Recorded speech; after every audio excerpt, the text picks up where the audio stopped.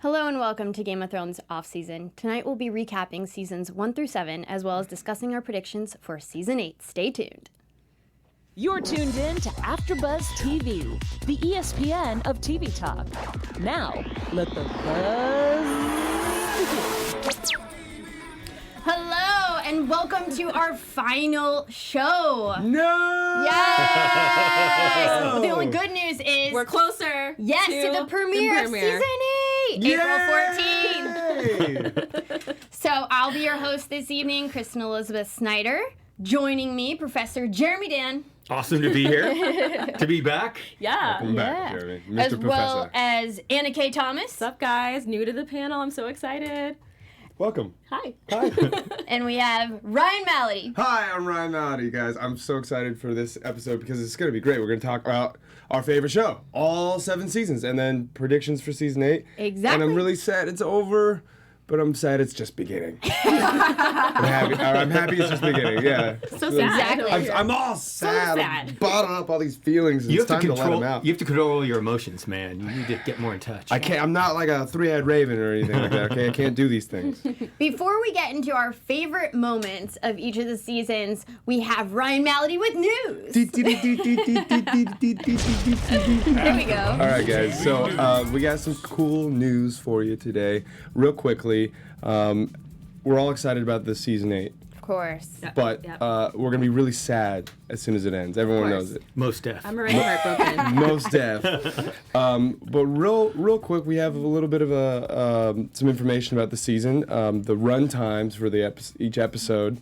Episode 1 through 3 is about an hour long. Episode 4 is going to be 78 minutes, and episodes 5 and 6 are both going to be 80 minutes long. Set Yeah. that DVR for extra time, too. Yes. Yeah. The Walking Dead blew that the other night with Did an they? episode, and I would just say everyone set that extra half hour in there Very on good Game advice. of Thrones. Yeah, get that After the Thrones stuff. I mean, we all love to see kind of the behind-the-scenes content that they like to deliver after each episode. And speaking of, here's some even bigger news. Oh!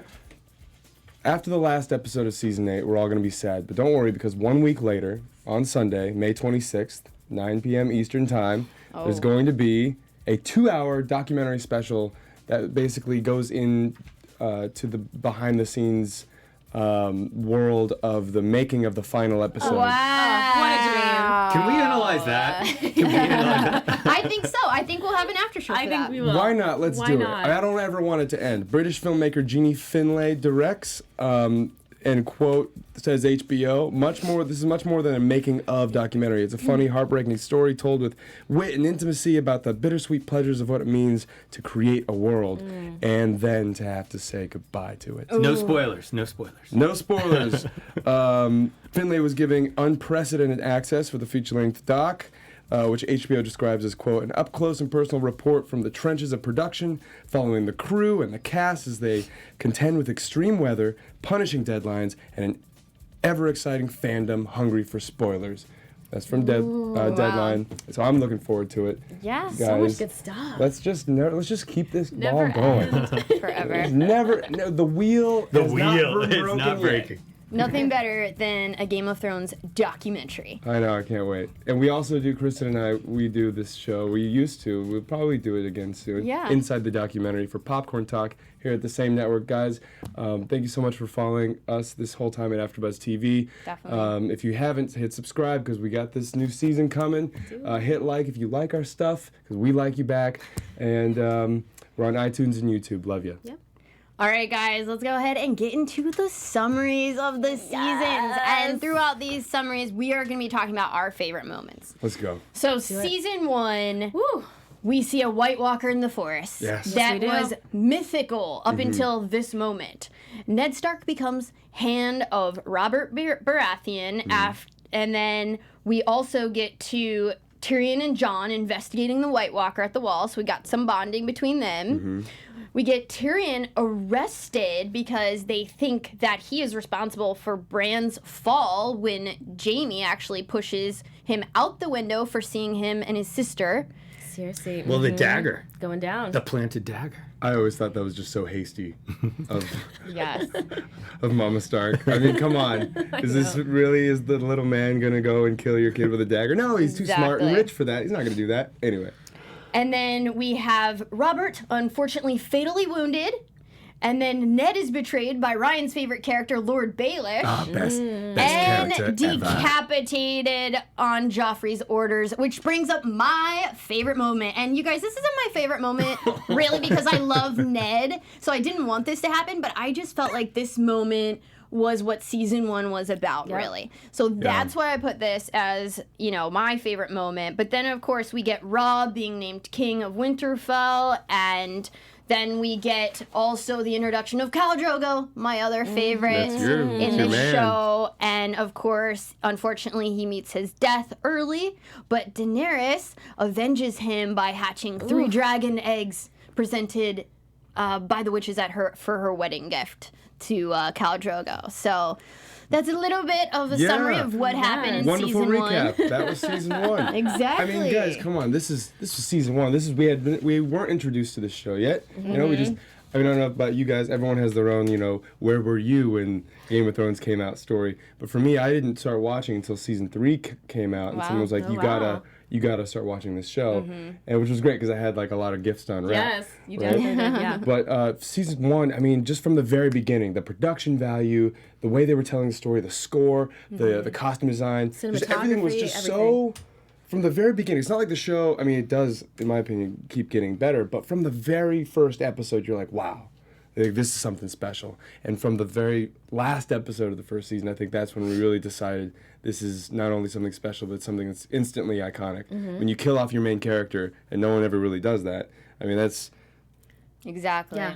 That's why I put it as my favorite No, moment. exactly. So that's your favorite one, I guess? Yeah, and What's yours? I just agree with you. Like, to have that moment of just conviction in the storytelling and the show and being so true to the books, to have Ned Stark die in that first season is just epic to me. It was just like, okay, I'm strapped in, I'm ready to go. Yeah. For me, though, I chose a quieter moment in this season. What's yours? So I chose when Robb was saying goodbye to Bran, so he was going to sort of avenge his death. What I love here is that we see Bran sees Rickon hiding, and Rickon goes in and he says they've all gone away. So at this point, Sansa's in King's Landing, Arya's gone, Catelyn's gone, Ned has obviously passed away, Robb is gone, and they're like, what's happening? Poor little Rickon is like, no, there's no one left.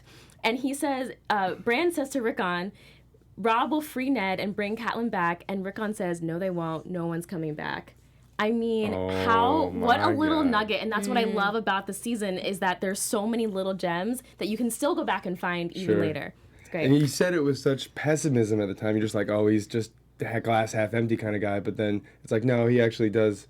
He can see the future. And exactly. he's right. But I love that even though Bran, we later learn, is a three-eyed raven, right? We see Rickon sort of have his own visions and his own dreams. There's something in season 1 where they go down to the tombs, and he also sees Ned before they learn that Ned has passed away. So there's so many little gems in there. It's a magic little family. Well, Ryan, you mentioned your on-ramp and what got you into the show. For me, it was season 1 at the beginning, and I'm not a book reader, but we all live in LA, and we have about 2/3 of the entertainment billboards in this country at every bus stop and everything. And it was a pretty big campaign here, and I just said, for some reason, that show looks so damn cool. Yeah. I'm going to watch that from the first episode, and I'm going to watch it hard. Yeah. And I did. And then Kristen knows the second part of this story. At my first Comic-Con, I was waiting in line for the Game of Thrones panel, and they had it in a fairly small room, and I was one of the last 5 or 6 people denied the panel. And a few days later, I said, I'm never going to be denied anything at Comic-Con again. So I came, We haven't. I came I'm going to get on my own Game of Thrones panel. 2 hours early to the Sci-Fi Network party. Went up in the freight elevator as they were bringing up the food. Was the first party goer there. And then the party officially started. Who was like the 5th person to walk in? George R.R. Martin. Oh, really? George R.R. Martin. And this guy. I was the first one there. And so I talked with him about half an hour, and he was looking for anyone else to talk to, believe you me. Oh, my God. I love Either it. hotter or nerdier. Those were probably his sweet spots. You're right in between. So my favorite moment, memorable moment from season 1 was the scene at the crossroads where Jon and Ned Stark are saying goodbye. And it's another one of these very, very small scenes. And they're talking about, Jon asks about, does my mother know about me? Does she care I'm alive? And Ned says, next time I see you, I'll tell you about my mother. He has this little, I can't replicate it, but this little whimper where he's holding so much back in that one moment. And that convinced me that, like, literally, this show is about finding out who Jon Snow's mother is. And I watched the show like a detective. No way. For 7 years. You thought that? In the first season, I said, this is the most important line in the it was the second episode. Wow. And watched it like a hawk for any clue to that. And it paid off. Amazing. Yeah, I mean, Awesome. now we know, don't we? Yeah. We do know. We do know. We know. We know. I would say my favorite moment that stuck out to me was when Viserys got a golden crown from Khal Drogo. I just thought, this right here, before, and that was it, And that's Dany's brother. Daenerys' brother, who was basically just out for what was his. But that moment just goes to show that in this world, in this universe that we're being given, there are real consequences to your actions. Just because you have a name or a title or power, influence, or whatever it is, you piss the wrong guy off, he'll kill you. And in an epic way with a golden crown. It really spoke, miles to Khal Drogo's character and just that whole culture, the value they see of gold. I mean, it basically just took his sweet belt off, melted it down, and killed the guy with it. I didn't see anyone running after that gold. They didn't care about material possessions. Exactly. It was just a really stark difference between the East and the West. See what you did there. Stark difference, yeah. But it really opened the world up to like, wow, this isn't just the political turmoil of the few kings in Westeros. Like, this world is huge and everyone has a motivation, and it's fun to watch them overlap and discover, what's beneath the surface of each character. Definitely. Moving on to season 2. Season 2. We have Tyrion taking up the post of Hand of the King, hoping to rein in Joffrey after he just beheaded Ned. Then we have Robb's armies progressing south, and they actually take Jaime as their prisoner, which is helpful because later on they want to trade him. They hope to trade him for Sansa. And then they send Theon to try to make alliance with his family, but we all see what happens in that storyline. Unfortunately, he does not do that. So Bran at that point is forced to escape into the forest, which becomes slightly more interesting to me and some other Bran fans, but I don't think everyone loves the Bran story. And then we have Robb also sending Catelyn out to try to convince the brothers Renly and Stannis Baratheon to work together. Unfortunately, Renly refuses, which brings up my favorite moment that I have a picture for. And Melisandre conjures up the shadow baby that kills Renly. So that was definitely a moment that stuck out to me because that in this show you're like, wait, what? Yeah, it's amazing how many storylines get built up. There's so much fluff to them. You get so hyped up, like, wow, like how is everyone going to handle this particular conflict? And then they just get killed off. And it's just amazing how there's no shortage of characters or storylines that You care about. You care about, and because they keep killing them, all of them. But you still are sitting around wondering and wishing and rooting for characters who've made it through the game. Exactly. When they killed off Renly, that was a big one. In season 2, we also meet Brienne, who is actually Renly's bodyguard, but then takes over for Catelyn and protecting her and her children, which I love, that little swap. Love it. Jaime returned to King's Landing. They're hoping to swap him for Sansa, like I mentioned earlier. And then at the Wall, we have Jon Snow uncovering evidence of infant sacrifices. And he decides to join the Wildlings after that because he doesn't want any part of that. And then we have Arya captured by the Lannisters, unfortunately, and becomes a servant to Tywin. That was cool. The irony, man. Yeah, and she escapes with the aid of Jaqen Hagar, one of the faceless men of Essos, which I love that storyline. Hopefully that's someone's favorite moment. And then Stannis attempts to invade King's Landing, but Tyrion blocks him with his use of wildfire. And Bronn. Exactly, and Bronn. And then across the Narrow Sea, Daenerys arrives at Qarth. She's hoping to gain support to, take Westeros, but unfortunately ends up imprisoned at the House of Undying along with her dragons. But she eventually escapes and pillages the city. Love it. All What were right. your favorite moments? Oh man. Okay, for me, so much in season 2 that I loved. But I loved the very end when we see the White Walkers, and I think we have a picture of it too, if it can come up. But we have a picture, and we see them for the first time, and we are really just. It brings to life, because I feel like a lot of the end of season 1 didn't focus on what was beyond the wall, and I really do think that this showed, okay, there really is danger lurking. Everyone's in this political mess, right, and they're dealing with everything, yet the real danger is outside of our walls, and Right. no one's paying attention. You know, there's a few key characters obviously that know about it and they're paying attention, but I just feel like everyone is trapped in this political mess. Right. And that moment where we see, the Night King look at Sam and with his piercing eyes, and you're just like, oh, this is not a guy to F around with. I just love that. Yeah, it's amazing how this show is able to. There's a lot of fantasy stories out there that use magic and wonderment to kind of as a crutch to prop up the entertainment value. But I feel like this show, you could totally. Most of the characters in the show don't even believe in the magic that we, the viewer, are privileged enough to see. So it's really cool when they reveal those little things to us. I think that's why I believed it. Yeah. Because it was like a slow burn Yeah. over time. And Yeah. that made a lot of sense to me. What do you Yeah. think? Well, my scene or collection of scenes, and it's actually another collection of those small moments, but I really enjoyed it because it bode a lot for the further development of Arya, was Tywin and Arya at Harrenhal. Yeah. Just a series of conversations where he's almost figuring out who she is. He kind of calls her on her little lies. He even calls out she's not from the region she said she was, and she was from the north. But she learns a lot from him, and she's starting to develop her born identity, personality. She can't put the masks on yet, but she doesn't have that skill. But she's getting other skills of deception and learning and listening to politics and the battle plans and Strategy. all that. Yeah. It was at that time where you're like, Tywin's the bad guy, but you just have this enamored respect for him. You start to really fall in love with their relationship, and that Tywin could be a business school professor. Yeah, totally. Yeah, sure he could. Yeah, you gotta love the journey that Arya goes on with the villains that she considers villains, and we start to fall in love with them. You know, later in the series, one of my favorite journeys was between her and the Hound. But in this particular season, I think my favorite journey was between Brienne of Tarth and Jaime Lannister. Oh, it's beautiful. Just to see them off in the woods alone together, you know, she's carting him around like a prisoner. Just the dynamic between the two. One who's a scorned warrior trying to prove herself, and the other who's a warrior who has nothing left to prove.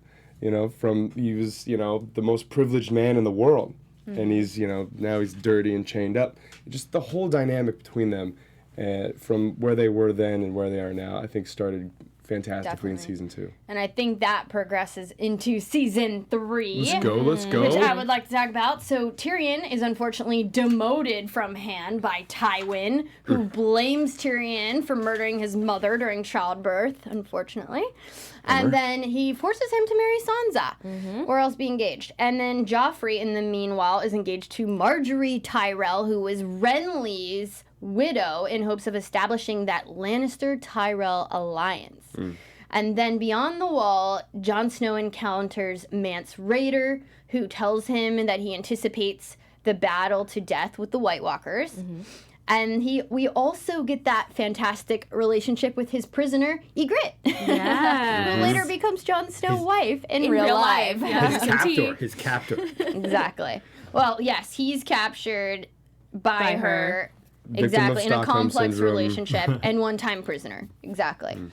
And then Robb decides against marrying Rosalind Frey after falling in love with Talisa. I love And the Talisa. Starks are invited to the Frey wedding of Rosalind, which turns out to be a trap, unfortunately. Spoiler alert.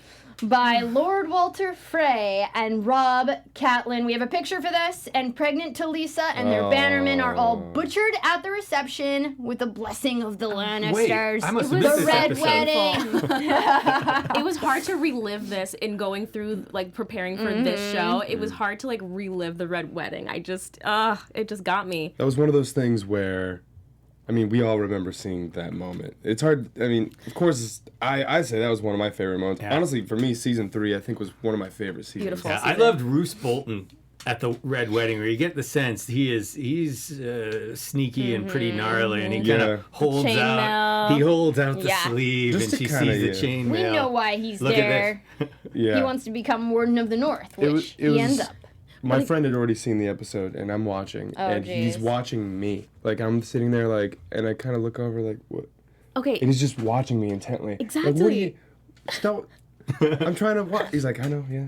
But that's the beauty. I love the Red Wedding because fans of the book managed to keep this sacred for fans of the show. Because most of the people that watched the show the night it came out had no idea that the Red Wedding was going to happen unless you had read the books. And I just love how pure I just love the fans of this show. Like, you guys are awesome because you keep things so pure for watchers and viewers, and I just thought for all of us to be as shocked as we were about the Red Wedding is a true testament to the fandom of Game of Thrones. Yeah, it was quite Wild. I had like PTSD a little from that, you know what I mean? It was tough for like a few days. The season three was amazing. I think my favorite scene ultimately, if I wasn't gonna go with Red Wedding, would be when we finally discover the chaos in Littlefinger.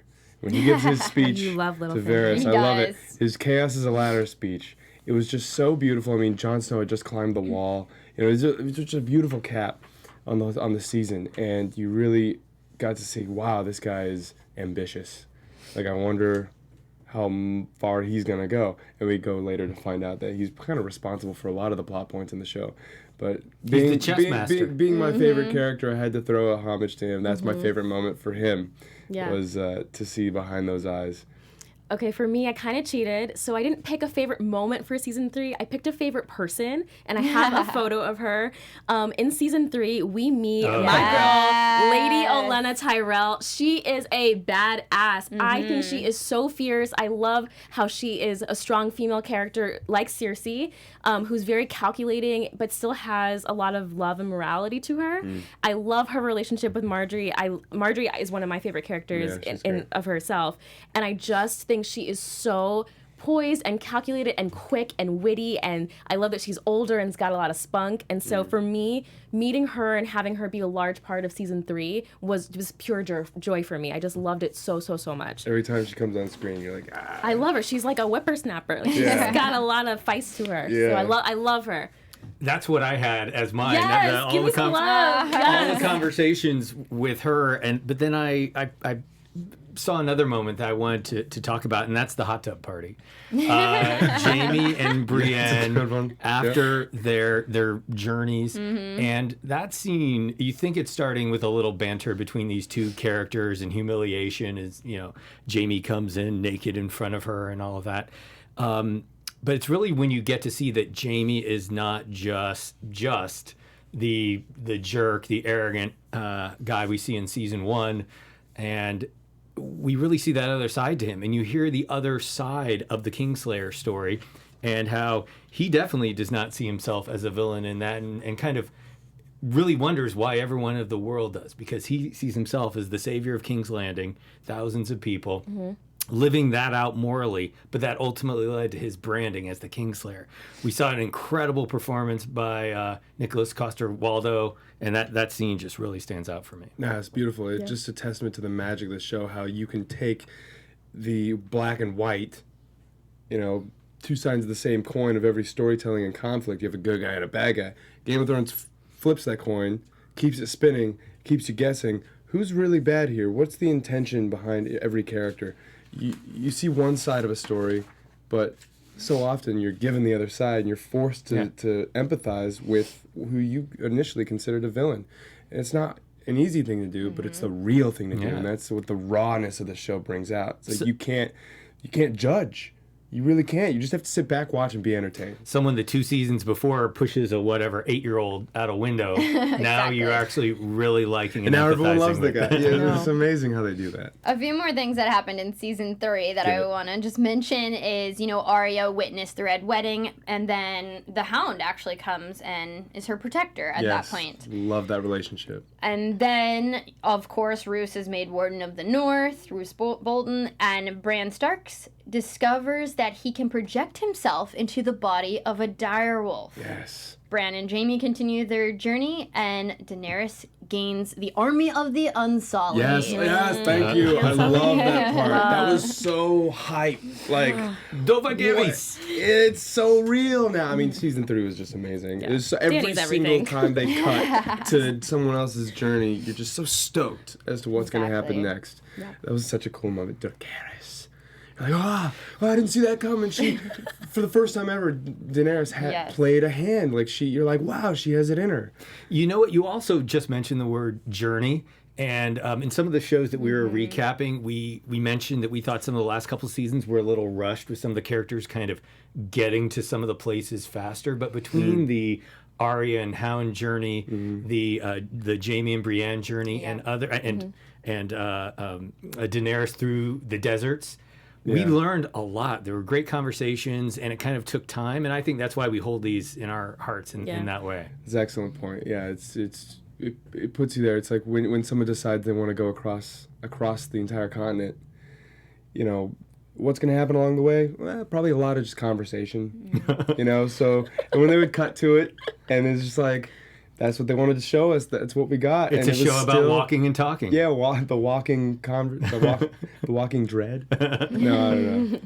I don't got it. The stakes are so high in this show, and that's why I love it. Everyone's like, oh, there's so many characters, I can't follow it. But you can, and I think that's what makes it so great, is because you begin to care about so many characters, and then they die. But there are some characters, like in season 4, when we don't mind that they come to an end. So let's talk about season 4, Joffrey. Hey, Most purple hated wedding. man. I have a picture for this, the purple wedding. Peace, deuces. He meets his end after being served poison wine at his wedding to Marjorie. What's worse than getting killed at your own wedding? I don't know. Being Joffrey. Sansa is smuggled to freedom, she thinks, by Littlefinger, who sends her to Lysa Arryn, who he decides is unfit to take care of Sansa, so he shoves through the moon door, also a favorite moment. It was a good move. Just give it a chance. And then Jaime and Brienne arrive in King's Landing, but Sansa has already escaped, so she is sent to find the princess, Brienne. And then Cersei blames, this is my other favorite moment coming up on the screen, Cersei blames Tyrion for Joffrey's assassination, and so he has his champion, Oberyn Martell, fight for him. He fights against Gregor Clegane, the Mountain, and he almost wins! He almost wins! Graphic content coming up, guys. And then Oberyn, unfortunately, That's a good pick right has there. too long of a speech I that liked comes Oberyn, back too. to kill him. Should we describe this for the people listening in their Yes, cars? please. If you haven't seen this, I don't know how many times we Gregor made this joke, but it was, Clegane literally smashes in Oberyn's face. I've never seen anything like it. it was mind-blowing. No. Say it in your Littlefinger voice. It was mind-blowing. Oh my gosh. So good, you guys. Literally my favorite character, him, though. Kristen. Absolutely Oberyn loved Martell. him. He was So great. it was unfortunate that we only got, one season of him? he was Not so- even a full season, He unfortunately. had a lot of swag and confidence Vivacious. and just the faces and just, Voluptuous. yeah, I'm with you, Kristen. That's what I want, honestly, in a Lustful. husband, Oberyn, if you're out there. Yeah. He was such a passionate.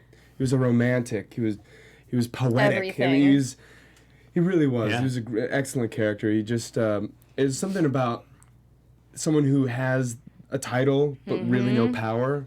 You know, like you know what I mean. Yeah. So it's almost like he was in between dreams. You know, he was a prince but with no responsibilities, and so it was only later that we find out. Wow, he's a warrior. They call him the Viper, right? Is that Yes, what it is? exactly. And to see them fight, I mean, you just wanted to root for him so bad. He's like Yeah. trial by But combat. his cockiness got him in the end because it always does with these characters. I'm telling you. It's amazing how Well, they he tell play- these stories. He plays into my favorite Oh, scene in the please. season, Yes. which is actually the foreplay to this battle, which is the scene in the Nice cell choice. where he and Tyrion, two incredibly opposite people from families that hate each other, but he agrees to be the champion. But that's God. Such an amazing scene to watch, and the surprise of Tyrion finally realizing there might be a light at the end of the tunnel. And there's just some great dialogue in there, including Tyrion's line, if you want justice, you've come to the wrong place. But we learn about the My Name is Indigo Montoya quest, Right. and it gets a lot more serious here, but that was just a really amazing scene that set us up for the next show. And you have this moment of kind of heroism. I remember watching it and just feeling like my back getting straighter, and I can see this turning out well. You're like, oh, here we go, here we go, here we go. Absolutely. That moment is great for humanizing the characters, because you have Oberyn talking about Tyrion's infancy. Yes. So you're sitting there like, wow, these families, they've known each other for a long time. You're not thinking, oh, this is the first time, this moment that they've had. I mean, I believe Oberyn was pledged to Cersei before Baratheon took power. Yeah. Well, yeah. I think he Yeah. may have been. I think so, too. Yeah, I think you're right. But yeah, remember when he says, oh, this is not a monster. It's just a baby. And it just humanizes him, humanizes Tyrion, and it makes you, it's the rise before the fall. They always seem to do that. They just find a way to grab the thickest heartstring, yank it, and then kill off your favorite character. But who doesn't love a good revenge storyline? I mean, I feel like for me, I never really seek revenge on the people who hurt me. So when I get to see people get revenge, I love it. It feels so good. Speaking of, real quick, just speaking of redeeming characters, I love what you both said about how we see the humanizing side of things. And I have a picture of this, but I love when Jaime helps Tyrion escape. So that happens in this season, and what a beautiful moment of Jaime finally stepping by and having Tyrion's back. Like, this is one of the moments where you're like, no, like, after, even through everything they've been through, he's his brother, he's got his back, he's going to help him, he believes him, even though Joffrey was his own son, he believes that Tyrion would never do that, and Tyrion then goes on to kill Shay, his girlfriend, mistress, lover, and Tywin, his father. On the toilet. On the toilet. So I just thought this scene really, it was a quieter moment, but it was an important moment, and really set up the humanizing nature of Jaime to then go on his own path. And Tyrion to go help Dany. Jaime might have regretted it the next morning. I don't think so. I don't know. I don't know. So, God, I loved Tywin. It was sad. I was sad to see him go. It was kind of funny to watch him go on the toilet, because like it's the exact opposite of what you'd think a man of such grandiose stature and importance in the world dies on the John. it's a good juxtaposition. Exactly. But I missed him. I do. I miss Tywin. I miss Littlefinger. These characters that. It's good that they're dead, I guess, right? Because it's how the world plays out. Exactly. But I miss him. But because Oberyn lost, that's why, Tyrion was put back in the jail cell. That's why Jaime then released him. And that's why Tyrion goes across the sea to meet Daenerys, who he believes can defeat Cersei. And that begins their storyline together. And then Roose Bolton returns to Winterfell from the Red Wedding, only to find that his son, Ramsay Bolton, has tortured Theon. And now Theon only recognizes himself and answers to Reek. That all happened in season 4. Can you believe it? And Jon returns to the Night's Watch, a warning of Mance Rayder. And then goes on to become the Lord Commander by the end of the season. Definitely. And a huge battle. Narrowly. Yeah. And Arya and the Hound are found by Brienne, and she actually defeats the Hound, and that's when Arya runs away while they're fighting, and she begins to study under the mysterious Jaqen Hagar at the House of Black and White in Bravos. Exactly. It's so fun, the only thing I think that whole storyline was missing was just a solid Rocky montage. I wanted to see Arya do some push-ups and chase a chicken, in her quest to become the world's greatest assassin.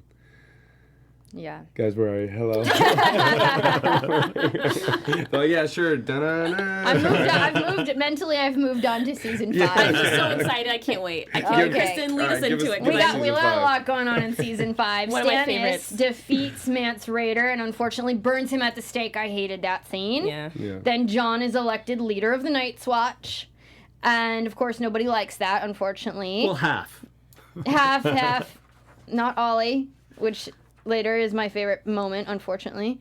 But Stannis is convinced by Melisandre to sacrifice his own daughter. That stupid man. I couldn't handle that moment. He burns her alive, but you know what? At least his troops, I feel like, at that point, like, they didn't respect him anymore. So it's good to see that some people in this world still had morals and wasn't, like, completely devoted to, you know, Stannis, who obviously fell under the spell of Melisandre.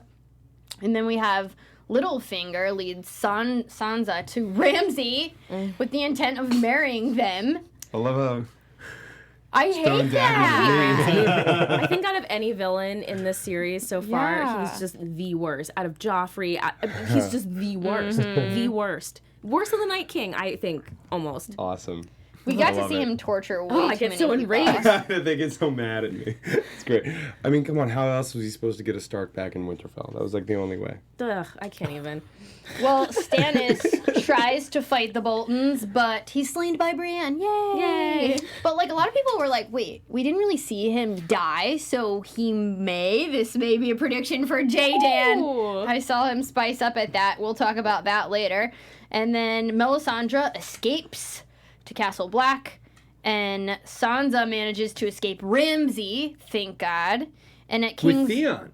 Yeah. Redeeming himself. there. Exactly, a little bit. And then A at little King's bit. Landing, Cersei is conspiring against Marjorie, who has ended up in the hands of Tommen. The arms. In the arms, a good point. Girl And wants then- that crown. She's gonna stop at nothing to get it. Yes. I want to be the queen. The queen. Exactly. And You that's remember our, that? yeah. You want to be a queen. I want to be the queen. I thought you were about to jump Sing in or and like, something. yeah, like I want to be where the people are. Oh my God.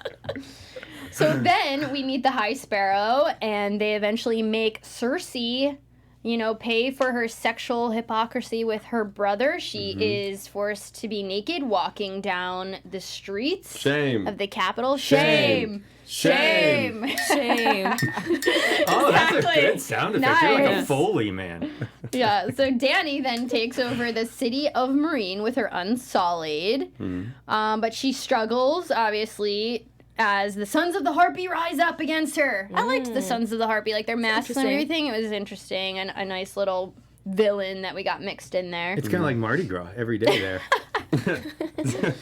Daenerys' dragons eventually whisk her way into the Dothraki. Yeah, where they like whisk her and then they ditch her. Exactly. And they think that she should stay there as like the women do. Tyrion meets Daenerys, quickly wins her trust, and is left to rule in her absence. Love it. And Jon takes a group of the Night's Watch to meet the Wildlings in hope of forming an alliance against the Night King. But the Night King breaks up their meeting, and then people die. And unfortunately, So when excited. Jon gets back, he's greeted with a bunch of swords. And my favorite moment, which is not my favorite moment, but it was just like the most shocking of the season, was when Ollie, the most hated man in America, decides to get revenge on Jon and kills him. It's crazy how the show makes you want to see a little boy get murdered. It's just the magic of the show. Oh, Like you're like, I didn't think Jon was dead though. I just had a feeling. Yeah. no, yeah. I mean, it's like it was just for some reason he's immune to our So far. shock and awe as to how this show breaks Well, the well, rules. kids are pretty much fair game for violence in the show. Remember, the books, I think the main characters are 4 or 5 years younger. So Yeah. imagine the Red Wedding being with a 14 or 15-year-old.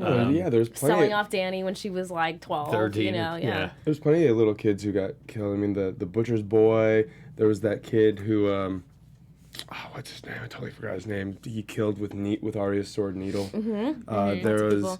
Tommen killed himself. You have Rickon. I mean, kids were Yeah. getting slain left and right. It's not every show that can get away with doing that. But it's just, it was so funny that when Ollie came along, everyone was like, out for blood. I'm like, he's a Yeah. kid, but like, Okay, I literally What's your cannot favorite? contain myself. Tell me. Oh my god. Okay, I love the epic battle scenes in this show. Yeah. 2 in particular. I'll talk about the next one when Kristen gets on to season 6. Hard Home. I have a picture of it. This battle, I felt I was so engaged. It was so epic. We finally have this meeting of the White Walkers, the Night King reviving the dead. We see the Wildlings and the Night's Watch coming together. It just encapsulated cinematography, television, battle. sound effects, visual effects, special effects. Like, I just thought it was such... I think this is a different battle. This is Battle of the Bastards. But Hard Home was with the Night King and the Wildlings. But it just really, to me, cinematically, encapsulated what Game of Thrones is all about. Quiet moments met with these large-scale sort of battles and attacks, and I just thought it was phenomenally shot and done. Well, Hard Home was my choice as well. Nice. Because I knew someone else would take it. By the way, it was amazing. And a town that could have been a wonderful seaside resort was turned into a slaughterhouse. My moment this season, again, smaller, but a badass battle, was Sir Barristan and Grey Worm making a last stand when the Sons of the Harpy went after them.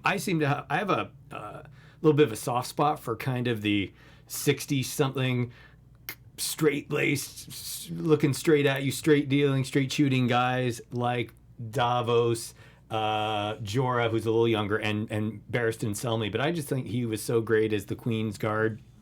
And then that scene, you really got to see he was not the defenseless old man. I mean, Cersei dismissed him essentially because she said, retirement time, you're I love that moment. Join the Gold Girls. I could cut through the five of you like carving a cake. Exactly. You're like, dude, this old guy's badass. And we got to see it. He took down 10 or 12 in that fight, and I thought it was a great, smaller action scene and loved it from that season. Yeah. It's fantastic. Speaking of characters, kind of like that, where you have this, enamored reverence for.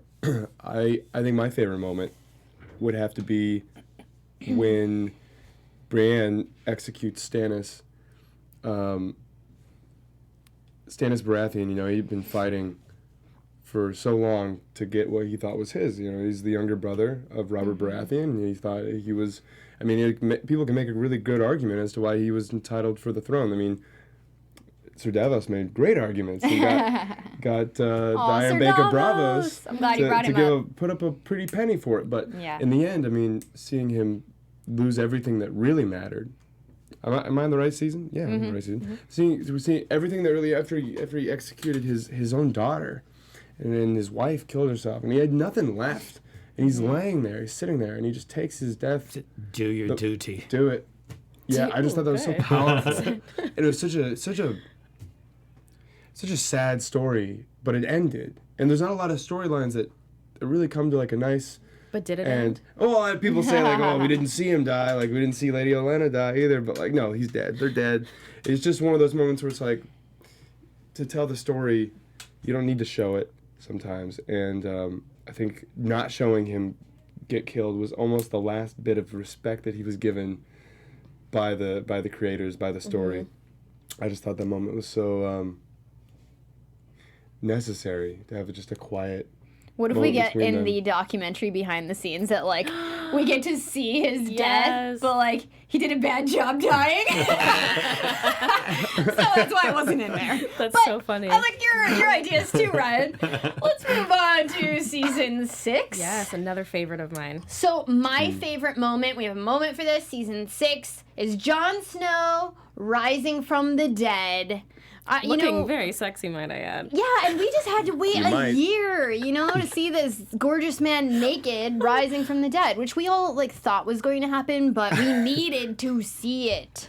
It was about time to have some nudity reciprocity. You know what I'm saying? Exactly. Yeah, come on. Even out the game, exactly. And so basically, full frontal or nothing. There we go. After Jon is risen, he takes back control of the Night's Watch and then reclaims Winterfell, who Ramsay is currently there, but Ramsay's slain his family, and Jon gets to be reunited with Sansa at the Wall, but unfortunately we see the killing of Rickon.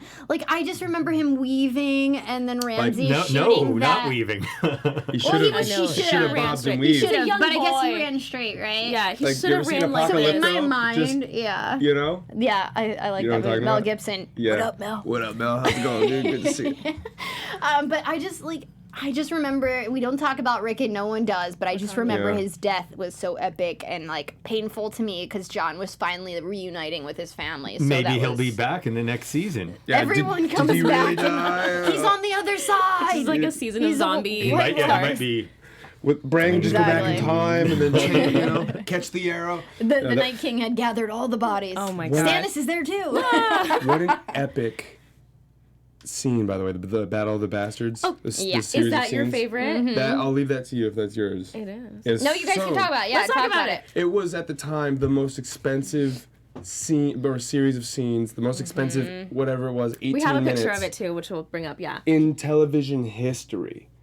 You know, they spent more money on the Battle of the Bastards than anything. I mean, that's saying something. I mean, just for one battle, which we've had a solid Almost strong one per season. dozen. Yeah, they really do reward the viewers with a promised battle, and this one was just so epic from the moment that Jon Snow grips his sword. You know, he does that stance, which we've seen him do a few times since then, which is that's okay. But this is kind of the first time we see, oh, okay, he's ready to meet his maker. You know. But just the quality, you felt like you were really in it. It was so raw. It was so cool, man. Yeah. It rewarded us for sticking it through all the way to there. It was like, you know, it's not like we're not going to. But. For me, it was the strategy of it. To see, it was the one redeeming quality of Ramsay I found was this strategy. A lot of the battles were epic and big and splashy. This one, actually, they took a lot of inspiration from old French battles and old English battles. Having the mound of bodies rise up, then having the army surround Jon Snow and the wildlings. It was just so smart. To the final scene of the guys having the armor down with their swords out and approaching in, getting closer and fencing in on them and surrounding them. I just thought it was so beautifully, again, like cinematically shot. And whereas in Hardhome in season 5, I love the ending because the Night King revives all of the dead bodies and they all become zombies. Yeah. For this, you see how the dead bodies actually become a weapon against Jon and the wildlings. So mine also involves that battle, but it's a subtext, and that's the way Sansa works Ramsay and her brother. Yep. Sansa wants to make sure that these when she learns that Jon's not going to really wait and try to raise more armies, and she's listen pretty, to her advice. Yeah, very sound advice. She kind of keeps then her main card, the whole 2,000 mounted knights that are coming, a secret, because she wants to be able to use it in her way. And she needs these armies committed to the field. She doesn't want a siege being laid because it's too easy for Ramsay to outlast a siege. And she needed a quick battle that killed everyone and let her get to Ramsay. And she outthought both of them. A lot of people give Sansa credit. I'd give Littlefinger credit. Oh my gosh. I mean, Of course he you do. brought the Knights of the Sansa- Vale. I mean, he did kind of save the day. Even so, Sansa knew that Rickon was a casualty of death.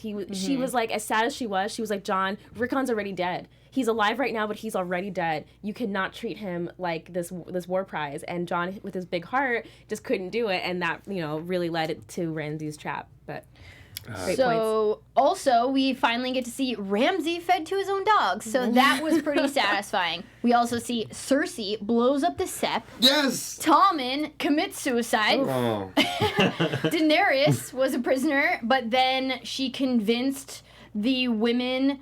They were the widows from Khal Drogo, all the widows from Dothraki. She persuades them by her power of walking through unharmed those fires, and she returns to Meereen as their leader. We get Theon. He goes back to meet with his sister Yara, and they take the ships from their uncle Euron. They sail to Essos to meet up with Dany. We get Arya leaving the House of Black and White. This is my other favorite moment. I don't have a picture for it, Jonathan, in the booth. Because but she was blind anyway. Yeah, she was blind for a while. But Arya avenges her brother and mother by slitting the throat of Walter Frey. This was such an amazing... I remember we didn't know if we were watching flashbacks. Is this the pie?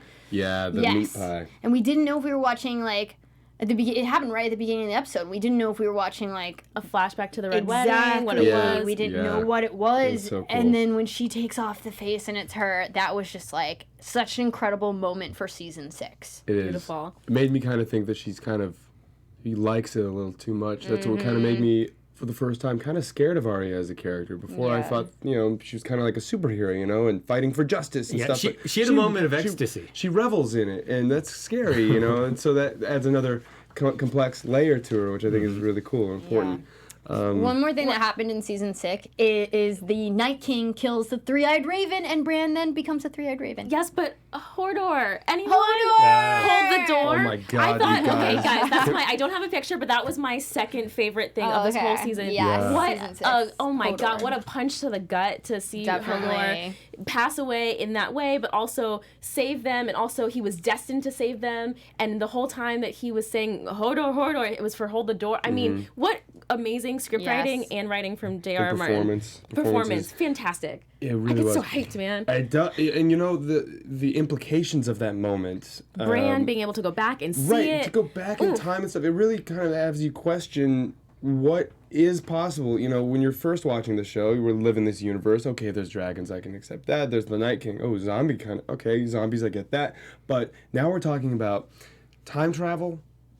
Destiny, predetermined, outcomes that can be changed and influences. We're watching Bran, speak to to his father in the past, whispering through the wind.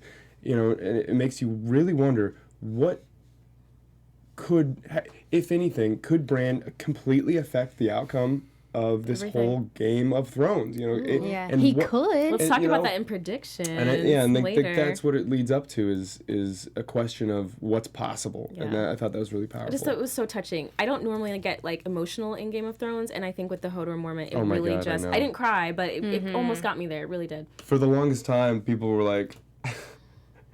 It was like thing you couldn't you couldn't go in and out of buildings without people. You'd hold the door. Oh man, come on, soon, man, too soon. That was really. It was such Some a powerful bad dad moment. jokes over here, guys. I'm telling you, I saw a door stop. I looked down at it for just a half second longer. And shed a little tear just in a respect. All right, Kristen, bring us back. We have got to get to season 7 because we've only got 10 minutes left, Ryan. My favorite moment for season 6 is when Cersei blows up the Sept and just completely cuts off all the storylines for the High Sparrow, all the Tyrells, all the court proceedings and everything was just like. She cut them all off. It was that. I remember that was one of those moments where Kristen saw me freak out. I know. She did. I freaked out when we were watching. And there's here nothing in the studio. Cersei loves more than her children, and that act forces her to lose her last child. And what a sad, bittersweet, ending for Cersei. Are you guys ready for a 2-minute recap of season 7? Yes. Here we go. Let's do it.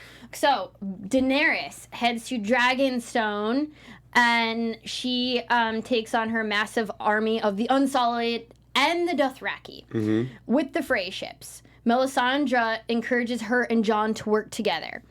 Daenerys and Snow go to meet at Dragonstone, and Yara and the Unsullied are sent to King's Landing, but are defeated, unfortunately, by Euron, because Cersei was like, I'll marry you, Euron, if you defeat them. So he does.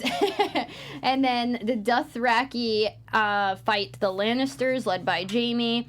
And unfortunately, Drogon is injured there in this horrible contraption that they've made to hurt the dragons. Jaime warns Cersei about Dany's power.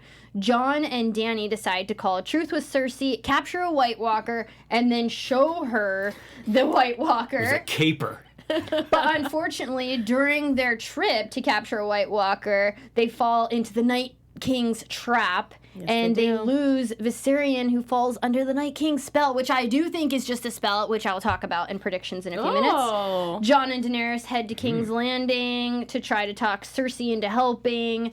And then they become intimate, and I enjoyed that. And then my favorite moment season 7 is Arya and Sansa reunite with Bran's help, and they kill Littlefinger, who had it coming. Babe. Now, I'm a little worried about the hand, or the person that gives the verdict does not carry out the sentence, which is a big northern value. That might be some bad karma for those guys. Absolutely mistrial of the century, if you ask me, honestly. Well, okay, he was in charge of who killed Jon Arryn, the murder that instigated the entire Game of Thrones, so I think he had it coming.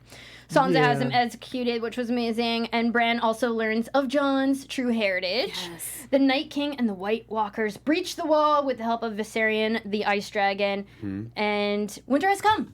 That was season 7. What were your favorite moments? Favorite moment for me, battle at the Gold Road. To see the dragons truly be unleashed and see. I mean, we've seen them, but like this, they're getting bigger and bigger every time we see them work.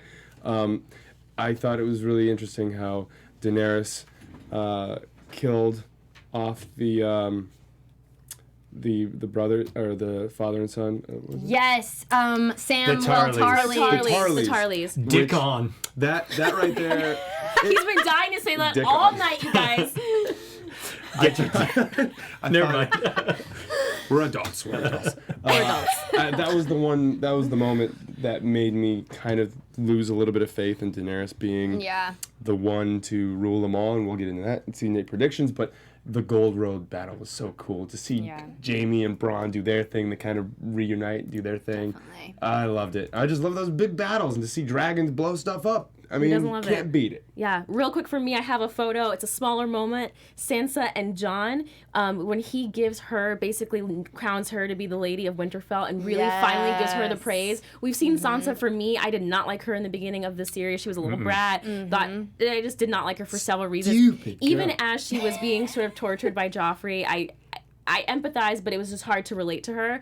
And I just think she stepped into her own. I love that Jon is admitting that he's not perfect and doesn't know everything, and that his sister was the one that saved his butt. And I just thought it was a beautiful moment of the Starks returning home. Mine is really quick, and you're going to be glad I don't have a picture for it. And it's the stew and poo scene with Samwell Tarly at the Citadel. I just thought, Game of Thrones experimented with a new kind of comedic element. They actually went back to it when they were taking off the grayscale from Ser Jorah, and then we see it cut to the meat pie. And all those sounds. That was amazing. I just thought it was a new little kind of Dumb and Dumber storytelling element that made watching some of these episodes kind of fun. Awesome. Very nice. Change up. So, getting into season 8 predictions. Yes. Now, your AfterBuzz TV. We are going to kick off predictions with a game. I love games. I love games. Who is more likely to die, Theon or Jaime? Go. Theon. Theon and an act of redemption, but probably both. Yeah, exactly. My answer is both. They're both going down. Who's more likely to end up happily in love, Sam and Gilly or Tormund and Brienne? Sam and Gilly. Sam and Gilly. Sam and Gilly, because Tormund is going down. Oh, yeah. Wow. Tormund's going down. Yeah, I mean... Not right now. A little later. It's coming. I mean... Hopefully we get a love scene first before they die. Brienne needs Tormund something, and right? Brienne. Like, she's gone kind of dry this whole time. Like, I think Jaime might have the love connection moment with Brienne before he dies. ultimate Maybe sacrifice. there'll be a love triangle and they have to fight for her. Who will Interesting. betray their house? Sansa, Theon, Missandei, or Jaime? Oh, man. Personally, I think all of them, but go ahead. You think all of them are going to betray their I house? think they will. I feel Who like knows? Sansa has it in her to betray the trust of anyone, really. I think she's learned enough from Littlefinger to decide that, she can make her own moves like a little chess master that she wants to be. So she'll end up doing something that Jon Snow didn't want her to do, I think. Who do you guys think? Oh, I feel like now that Sansa's reunited with Arya, Bran, and Jon, she won't. So I'm going to say Jaime, because he already is. By leaving and going to the Exactly. north, he's already doing it. I didn't even look at the other choices. I'm going with Missandei. That relationship has been too perfect. Everyone else, Daenerys, with everyone in her party, she's threatened to burn them at one point. Not her. They actually edited a scene out where I think they did something like that with her. I think it's been too perfect. We're going to have some bumps in the road. Kristen, what do you think? Well, yeah, I think Sansa might. I don't want her to, but I feel like, and yeah, Jaime already has. Theon, I think that he'll die finally for his family. That'll be like his one last thing. And Missandei, I just put her in there because I thought it was fun, but yeah, she might. Because think so. she could be from another side. We couldn't see it coming. I can see it. I can not. see it. This is one of my big ones, so Okay. Okay. Who will be on the throne at the end of Game of Thrones? Is it Gendry, Dany, Jon Snow, Cersei, Sansa, the Night King, or Bran? All right, listen up, you guys. Here it is, okay? Here's the Season 8 prediction. All right. I think that Jon Snow is going to lead Westeros, and I think Dany's going back to Slaver's Bay to be the leader of Essos. And I think they're going to once they discover that their love is forbidden and they're related and stuff. I think that Daenerys is going to find that her home all along, where she really developed her power and where she was truly reborn, is like the breaker of chains. I mean, that's her home. That's where she belongs. I think she'll do better for the world there. And she's out of her element in Westeros, I think, and she's proven that time and time again. She doesn't respect most of the tradition and the culture there. She wants to break the wheel. I think in her place, she'll probably leave Tyrion in King's Landing. And Jon Snow will go back to the north, be king of the north. And but he'll be the ultimate. There will be some kind of council where like Varys and So you're putting Jon on the Tyrion. throne? I'm putting Jon on the throne in Westeros and Dany sending her back to Essos, and I think that's how it's going to play out. Okay. Amazing. I also have Jon and Yes. Dany sort of co-ruling. But I think they stay together in some way, and it's really a story about fire and ice, you know, kind of coming together. But for my super fans out there, in the last trailer that came out, we see Jon, Sansa, and Arya all see their statues in the tombs in Winterfell, which does not bode well for any of them, because you know, Ned is down there, Catelyn's down there, Robb's down there, Rickon's now down there, and to see them all go down there and see themselves in stone, I don't think it bodes well. I'm going to say John, but Gendry right. is an interesting bet if you're going to Vegas. It is interesting, but It's too far removed for me. I know, but yeah, here's the that's thing. what makes it the At this bet. point, it's like who is competent enough to be the leader of the world? Gendry, he might have some blood from Baratheon, but like honestly, who cares who was on the throne before? None of it matters. Everyone has their own personal histories. It's all about competence. Gendry doesn't know how to lead the world. He's just he's a You smith. know Gendry. He's a blacksmith, and it's great. He's a cool guy. He's got a nice body, but like, you know, I don't think he's gonna be leader of the world, leader of the free world. You know what I mean?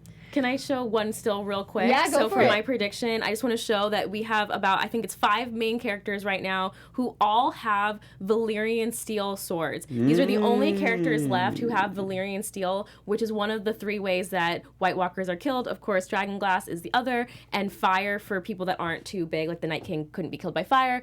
So I think that one of these people, you know, we got Jaime, Jon, Brienne, Arya. I can't quite see. Is I think Samwell?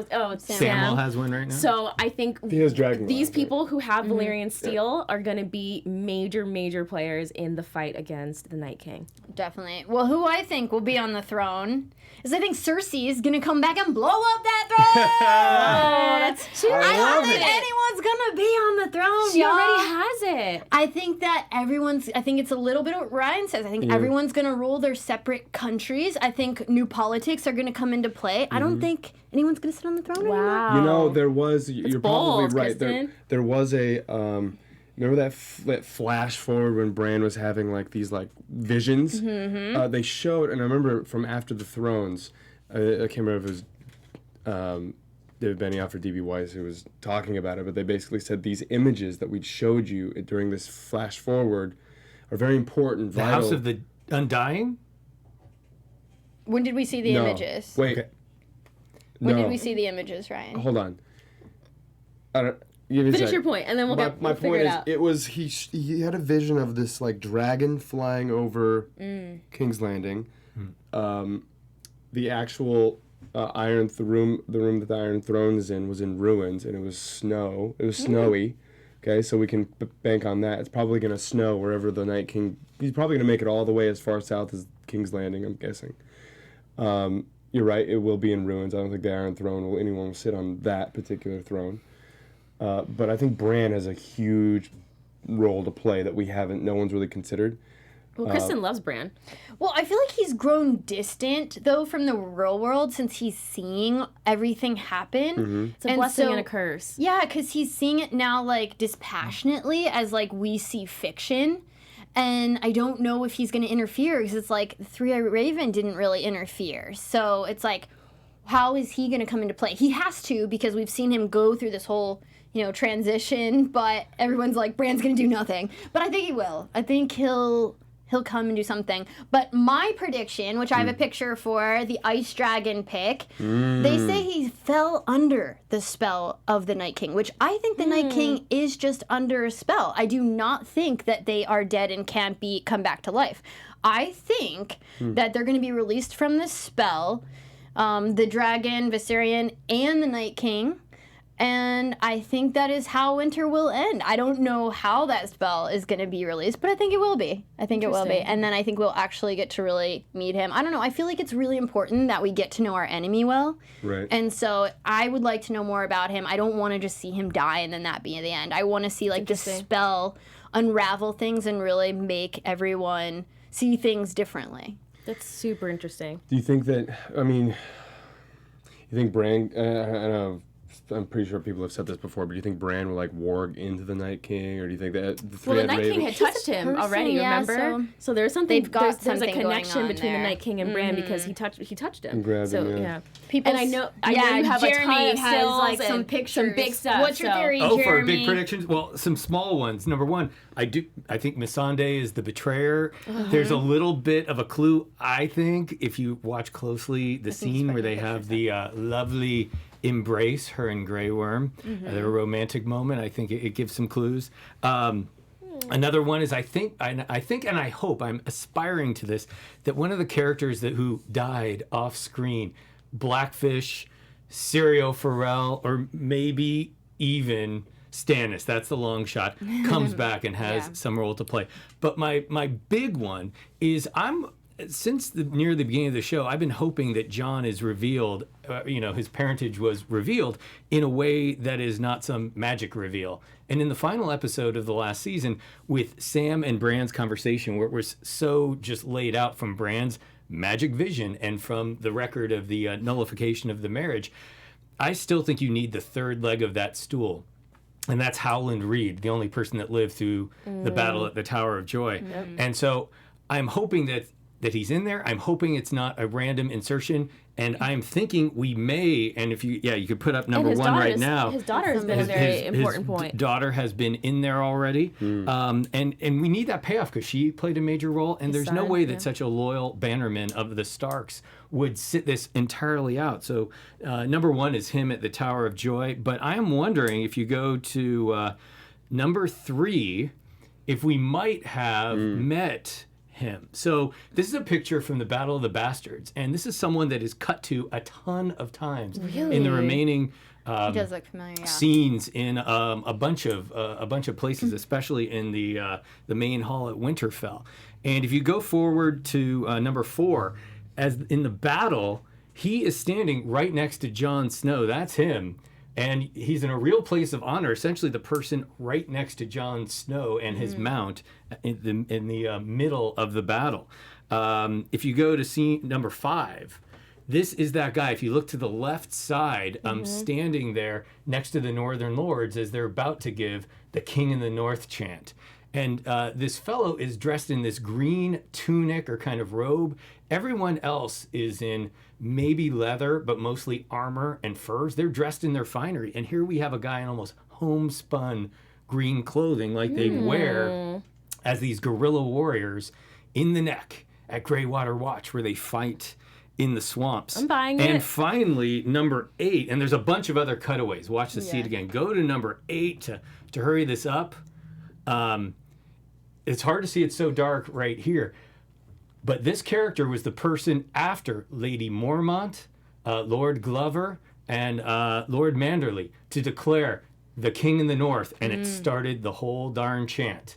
So this might be, the only person that could do this would be a Northern Lord, and I think it might be the hidden Northern Lord. It's only 3 or 4 houses that this guy could be because all the others have been identified. This is my long shot. I'm going out on a huge limb, but I hope that it journey pays you off. took me on. He might be background actor number 1. Yeah, exactly. Highest paid, so you get front of the line. Yeah. in Out all of the left scenes. field. I love it. It is way out of left field. How fun, But guys. Jeremy, did we actually land on the moon? It's the real question here. We There's have all the pictures to evidence, prove but it, we I don't think. know. A lot of That's people, very cool. a few more I things. like A lot it. of people are saying Jon Snow won't escape death this time because he owes the Lord of Light. Cersei will be killed by Arya with Jaime's face. That's something that I'm really putting out there. I love that. But do you think Cersei's pregnant? I mean, that's a huge I cliffhanger. don't think Oh, Cersei's right. pregnant. Do you guys think she's pregnant? I think she might be pregnant, but think- the With the shadow the baby, prophecy maybe. says she would only have those three kids. Yeah. Maybe it's a Which still- means that yeah. she could be pregnant, but she never actually has the kid. Yeah. Some She'll of the be people killed before she gives that birth. have watched some of the reel and the previews have said she's drinking wine again in one of them. But and she Cersei might always be- drinks her wine. She's not a responsible mother. I do think, though, her one motivation always has been her children. So to have a baby in her belly, in her mind, in Cersei's like crazy kind of effed up world, that would give her motivation to cause even more havoc so that she can regain power for her child. Unless she's lying just to keep, if you say you're pregnant, people kind of, Well, I think Cersei has proven to be the true, real supervillain, and I think she's going to prove that when she doesn't align with everyone else against the Night King. She really has nothing left to lose unless she's Nothing to lose, pregnant, exactly. In which case she does. And Jaime, and that's it. And the one thing I'm super excited for, Clegane Bowl.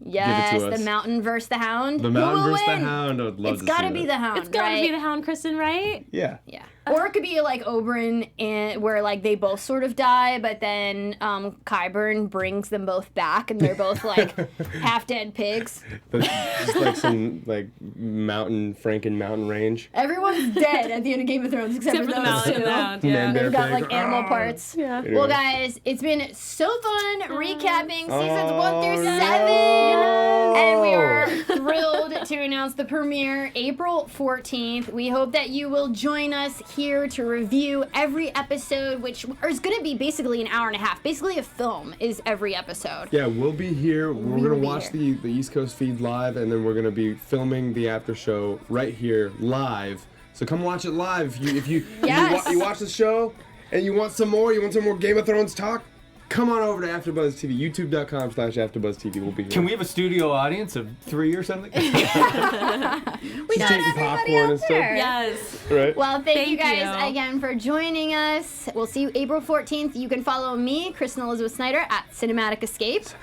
We got Professor J. Dan at USC.